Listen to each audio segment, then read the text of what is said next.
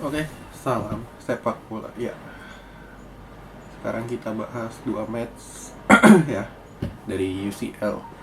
Yang pertama ada Chelsea lawan Porto ya. Sebenarnya ini pertandingannya temponya saling serang. Ya, saling serang dalam artian dua tim ini mampu lah sampai di kotak penalti masing-masing lawan ya. Nggak cuman ya berkutat di lapangan tengah doang. Cuman yang terjadi kalau misalkan lu nonton mainnya gerusuk-gerusuk kayak lebih parah dari kalau misalkan lu nonton seri A aja tuh sekarang kualitasnya udah parah, match ini lebih parah lagi. Ya lu bisa lihat juga dari statistik Chelsea 90 menit shoot on target berapa? Satu. Porto shoot on target berapa? Dua. Nah, dari statistik itu aja lu juga udah bisa menggambarkan bagaimana jalannya pertandingan ini ya. Porto dapat gol di menit 90 lebih ya, golnya bagus ya dari si siapa itu namanya, Taremi atau Mehdi siapa itu namanya, Mehdi Taremi, dan itu cukup bagus. Nah cuman Chelsea ini mainnya kalau misalkan di babak semifinal ketemu Real Madrid main kayak gini kelar juga. Kenapa? Karena di sini Chelsea mainnya jelek ya minta ampun. Lini depannya apalagi Mount, Havertz, Pulisic nggak kelihatan sama sekali. Justru di sini Porto yang lebih banyak nyerang. Cuman kan penyerangannya Porto lu bisa lihat siapa sih yang bisa diharapkan dari Porto kan. Ya beberapa kali shooting cuman ketahan Mendy, beberapa kali pun seperti itu terus. Sedangkan untuk Chelsea peluangnya nggak ada sama sekali. Yang bisa dibilang peluang besar yang membahayakan gawang Porto tuh nggak ada selama 90 menit. Ya mungkin kalau misalkan yang berbahaya mungkin yang terakhir tuh ya si siapa, Chilwell atau siapa, mau niruin kayak leg pertama cuman nggak bisa ya. Kesimpulannya Chelsea lawan Porto 90 menit yang membosankan, dan ya lu rugi juga kalau misalkan lu bukan fans Chelsea, lu nonton match ini nggak ada yang bisa lu pelajari.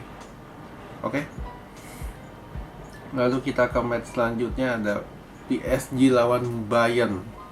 Nah ini PSG seperti yang gue udah bilang akan kalah, cuman mereka pasti lolos. Kenapa? Karena Munchen ini mainnya tanpa striker yang berbahaya. Lu bisa lihat formasi Munchen ini seperti minggu lalu.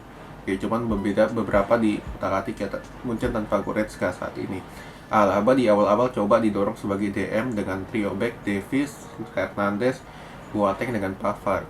Nah, sampai di menit-menit awal sebenarnya Munchen ini mainnya seperti biasa mengepung pertahanan PSG, Neymar cuk lagi suwe aja 2-3 kali,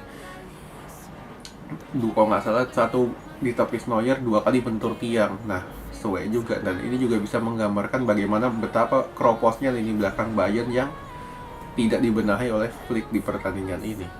Nah, cuman di sini dalam artian lu pertahanan lu udah bapuk. Beruntung Neuer lagi tampilnya cukup bagus dan hokinya lagi ada. Gawang Munchen 2 kali kena mistar. Penyerangannya Munchen jelek. Kenapa? Saatnya terlalu banyak gocek di awal-awal sehingga timingnya hilang. Coman juga sama. Moting nggak bisa diharapin. Moting ini sebenarnya dapat 2 big chance yang ya dia dapat bola, dia tuh kayak berantem dengan dirinya sendiri. Dia bingung mau ngapain, mau shooting, mau ngoper. Nah dia bingung nih di awal-awal. Nah, Munchen di awal-awal sempat dapat peluang juga dari Sane yang asis apa kerjasama 1-2 cukup bagus ya, cuman kan Sane ini kan rada-rada maruk ya, jadi dia posisinya masih kurang ideal dan shootingnya pun masih gampang juga dihalau oleh Navas. Nah, Munchen dapat 1 gol di babak pertama. Nah golnya itu gol giveaway. Kenapa? Alaba nggak dijaga, shooting kena Navas buang bola, salah buang bola, buangnya pas di depannya Moting dan satu backnya si PSG kalau nggak salah, si Pereira atau si siapa itu, kebetulan kena Moting. Moting pun bingung itu gol. Nah 1-0 itu. Di babak kedua Bayern lebih ngepung, cuman PSG tetap seperti biasa nggak ada pilihan selain bertahan.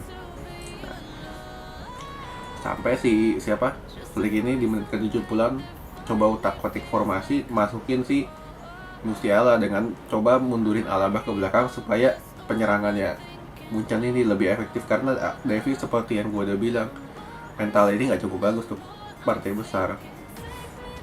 Alaba ditarik lagi sebagai bek kiri, lalu si Musiala jadi DM. Apakah efektif? Nggak terlalu juga, karena seperti yang gue udah bilang, Munchen ini nggak punya striker, ibarat 70% lu hilang. Jadi lu dapat bola yang dilakukan di kotak penalti, Koeman, Muller, Sane, mereka cuma umpan-umpan doang, dan shootingnya nggak ada yang sepower kayak Lewandowski, nggak ada yang mematikan. Sampai si siapa, menit ke 85 si Flick masukin lagi Martinez. Nah ini gue bingung nih, lu udah ketinggalan lu butuh 1 gol, lu tarik striker, lu masukin DM.